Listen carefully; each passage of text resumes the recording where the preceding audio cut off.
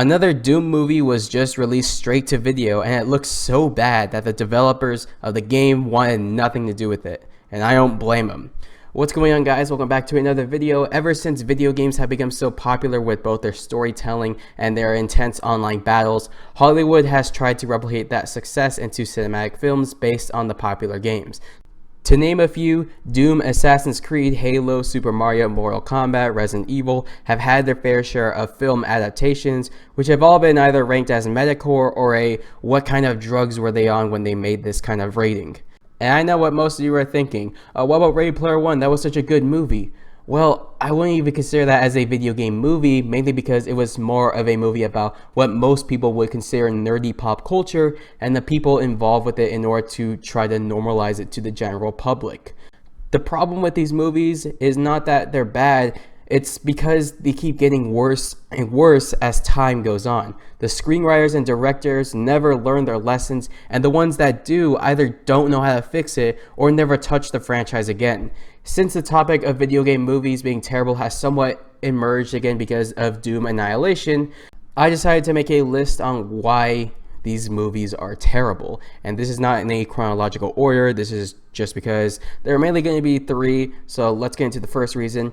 They keep making these films just for the fans. While most of us appreciate big companies even considering making movie adaptations of our favorite games, they tend to write the scripts for those who only understand what's going on in the game's lore. Which means if someone new to the franchise walks into the theater to watch one of these movies just because one of their favorite actors is the main role of the film, they will easily be confused as they watch the film, since they don't often go into detail of who these people are or how these conflicts started. Fans would know since they're fans, but directors and screenwriters should at least attempt to tell the story of these characters and their conflicts beforehand. An example of this issue would be Halo's movie adaptation called Forward Unto Dawn. Probably one of my favorite movie adaptations, even though it was just a promotion for Halo 4, but it's still a film. Probably the most expensive promo that any video game company has ever done, but it's still alright. Many Halo fans really liked this film because they knew what was going on in the Halo universe during its time period without needing any explanations. Non-Halo fans wouldn't understand what the hell is going on. Who are the insurrectionists? What are these aliens doing here? What are these things falling out of the sky? Who the hell is this guy and what makes him so special?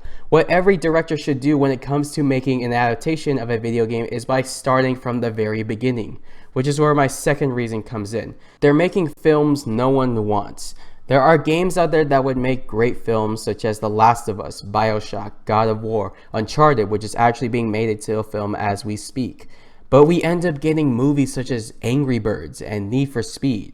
I mean, seriously, who actually wanted either of those films to exist? The games that are wanted by fans and end up becoming films tend to get the wrong stories. No one cared about a character that didn't even exist in the games or the computer-generated Marines you would fight alongside with.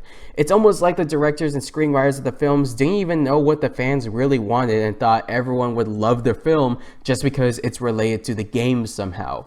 My final reason is the lack of free will and interaction. What makes these games great is the fact that you're going through the story in your own way. You're interacting with the character and interacting with other characters. You're solving puzzles by yourself, or in some cases, you're playing with your buddy and have to work together. Some games are based on your actions, which are determined by choosing what to say or what to do in games such as Life is Strange and Mass Effect. The characters can be whatever you want. You can choose what they look like, the sex they are, their sexual preferences, the skills they have, and most importantly, the way you play as those characters and use their skills.